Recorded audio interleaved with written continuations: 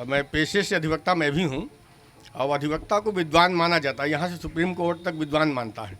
तो आप विद्वान मान के सुनिएगा, जैसे हर मरे हुए व्यक्ति को स्वर्गीय माना जाता है वैसे अधिवक्ता को विद्वान माना जाता है। जी जी।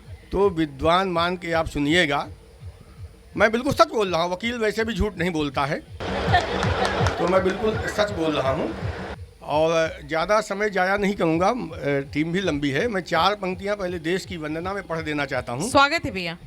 कि सिंह के जो गिन दे दांत, सिंह के जो गिन दे दांत, ऐसी भरत वाली वीरता का यह देश है। सिंह के जो गिने दे दांत, ऐसी भरत वाली वीरता का यह देश है। और सिंधु को जो सोंक ले, ऐसे धीर वीर पुरुष का रहा यहाँ साधु वेश है। और सत्य सुन ले, रावण जैसे योद्धा को बाली बल ने यहाँ काख दाबा है। और हिंसा हमें भाती नहीं, वरना एक सेना भर तो यहाँ नागा बाबा है। वरना एक सेना भर तो यहाँ नागा बाबा है। वो ये देश है। तब पढ़ना चाहता हूँ, आज एक विशेष प्रयोजन है। उस प्रयोजन की मैं एक विशेष कविता पढ़ना चाहता हूँ। सीधे कविता थोड़ी सी, बहुत बड़ी नहीं है लेकिन थोड़ी सी मैं समझता हूँ थोड़ी सी बड़ी है, तो उस कविता से सीधे जोड़ना चाहता हूँ बिना किसी भूमिका के। और वो कविता अति प्रासंगिक आज के समय, आज के इसलिए इस पावन मंच से उसको पढ़ना चाहता हूँ क्योंकि भगवान परशुराम जी को हरि का अवतार मानते हैं, हरि के अवतार हैं वो परशुराम जी। और ये मैं जो कविता पढ़ने जा रहा हूँ ये नारद और नारायण का संवाद है। तो और आज की वैश्विक परिस्थितियों में जहाँ पूरी दुनिया की स्थिति आप समझ रहे हैं, युद्ध के कगार पे, विनाश के कगार पे जहाँ पूरा विश्व खड़ा है, तो उस समय देश की और जितनी भूमंडलीय समस्याएं हैं उन समस्याओं को लेकर के एक कविता मेरी है, सुनिएगा आप।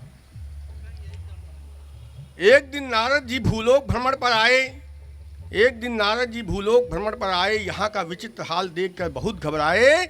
जब किसी आदमी से बात करने की हिम्मत नहीं जुटा पाए तो जानवरों के झुंड में स्वयं एक जानवर बनकर नजर आए। क्या बात? तो जानवरों को झुंड में स्वयं एक जानवर बनकर नजर आए और बोले साथियों विधाता ने भूलोक का स्वामी इंसान को बनाया था, विधाता ने भूलोक का स्वामी इंसान को बनाया था। अक्ल का पुलिंदा इसके हिस्से में थोड़ा ज़्यादा आया था, अक्ल का पुलिंदा इसके हिस्से में थोड़ा ज़्यादा आया है, किंतु मुझे तो दिखता इसका बुरा हाल है। सच माने तो इंसान की इंसानियत बेहाल है और हुआ है पतित और देता दुहाई प्रगति की ठोक कर ताल है।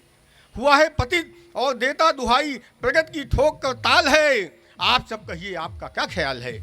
नारद जी का वक्तव्य सुनकर एक जानवर बोला, नारद जी का वक्तव्य सुनकर एक जानवर झल्लाया। इंसान शब्द गाली है, दोबारा इसे जबान पर न लाने के लिए समझाया।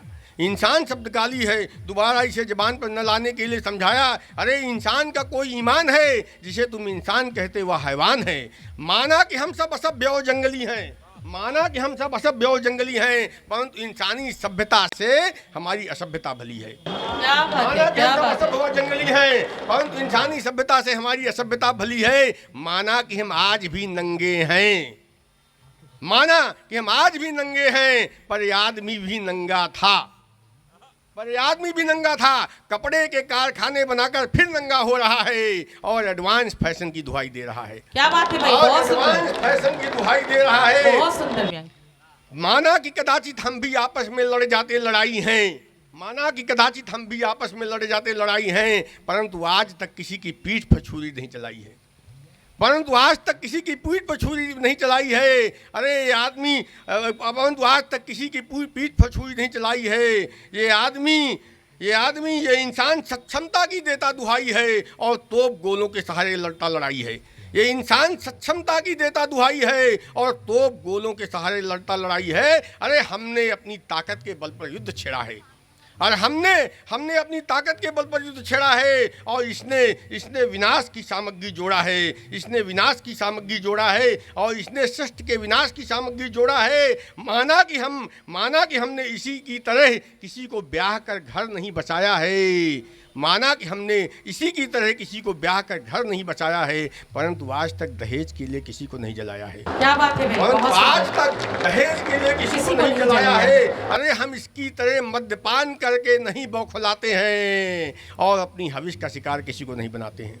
अरे हम इसकी तरह मद्यपान करके नहीं बौखलाते हैं और अपनी हविष का शिकार किसी को नहीं बनाते हैं। ये पेट में पलती हुई अपनी संतान को भी मारता है, लिंग के आधार पर अपनी संतानों में फर्क करता है। लिंग के आधार पर अपनी संतानों में फर्क करता है। ये अपने पढ़ने लिखने के लिए स्कूल और मदरसे तो बनाता है, किंतु पढ़ लिख कर भी इंसानियत का पाठ भूल जाता है। बहुत पढ़ सुंदर। लिख कर भी इंसानियत का वो पाठ भूल जाता है। ये हिंदू मुसलमान सिख और ईसाई तो बन जाता है, किंतु भगवान सबका एक भूल कर फिर आपस में बट जाता है। किंतु भगवान सबका एक भूल कर फिर आपस में बट जाता है। पाप और पुण्य के पावन ग्रंथ तो इसने के कागजों में दफन है, और बेखटक इंसान इंसानियत को मारने में मगन है। बेखटक इंसान इंसानियत को मारने में मगन है।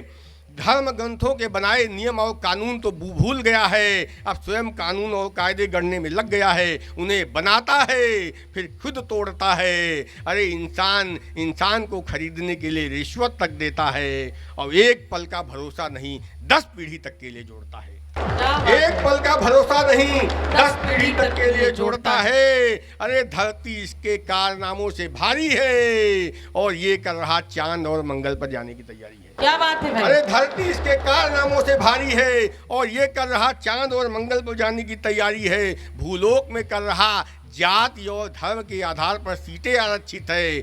चांद और मंगल पर जाने वालों की सूची प्रतिष्ठित है।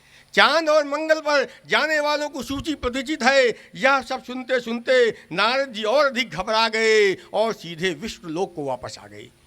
यह सब सुनकर नारद जी और अधिक घबरा गए और सीधे विष्णु लोक को वापस आ गए, और भगवान विष्णु से बोले, प्रभु भूलोक का बुरा हाल है, प्रभु भूलोक का बुरा हाल है। इंसानियत खस्ता हाल, पर्यावरण बेहाल है। पर्यावरण बेहाल है, पशु और पक्षी परेशान हैं, और मौत को वश में करने की कोशिश कर रहा इंसान है।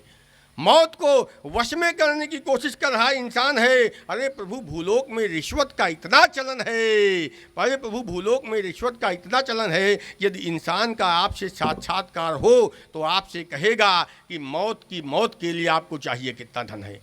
इंसान का यदि आपसे साक्षात्कार हो तो आपसे कहेगा कि मौत के लिए आपको चाहिए कितना धन है। यह सब सुनकर भगवान के शरीर में क्रोध से कंपन होने लगा। यह सब सुनकर भगवान के शरीर में क्रोध से कंपन होने लगा, जिसका भूलोक में भूकंप के रूप में दर्शन होने लगा। फिर क्रोध से सारे शरीर से पसीना निकलने लगा, जो प्रलय की वर्षा बनकर पृथ्वी पर बिखरने लगा।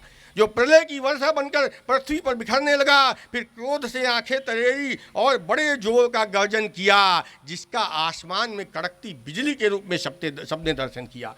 जिसका आसमान में कड़कती बिजली के रूप में सबने दर्शन किया। भगवान को क्रुद्ध देखकर जगत जननी, जो सारे जगत का अभ्युदय करती हैं, महामारी कोविड महामारी बनकर संसार को निगल जाने के लिए उद्यत हुई। सागर की गुस्सा सुनामी के रूप में परिणत हुई। सागर की गुस्सा सुनामी के रूप में परिणत हुई। यह सब दृश्य देख नारद जी और अधिक घबराए, और इससे पहले कि विधाता सारी सृष्टि को निगल जाए, नारद जी भगवान के आगे हाथ जोड़कर बोले, हे ब्रह्मा विष्णु शिव शंकर भोले, मानव को एक मौका दीजिए, मानव को एक मौका दीजिए। आवेश में सृष्टि को नष्ट ना कीजिए, आवेश में सृष्टि को नष्ट ना कीजिए। अरे आपने पृथ्वी पर कुछ कवि उपजाए हैं, अरे आपने पृथ्वी पर कुछ कवि उपजाए हैं जो इंसान को इंसान बनाने का बीड़ा उठाए हैं। अरे आपने पृथ्वी पर कुछ कवि उपजाए हैं जो इंसान को इंसान बनाने का बीड़ा उठाए हैं। अभी कवि अपने धर्म से नहीं हारा है, उसका बहुत बड़ा सहारा है।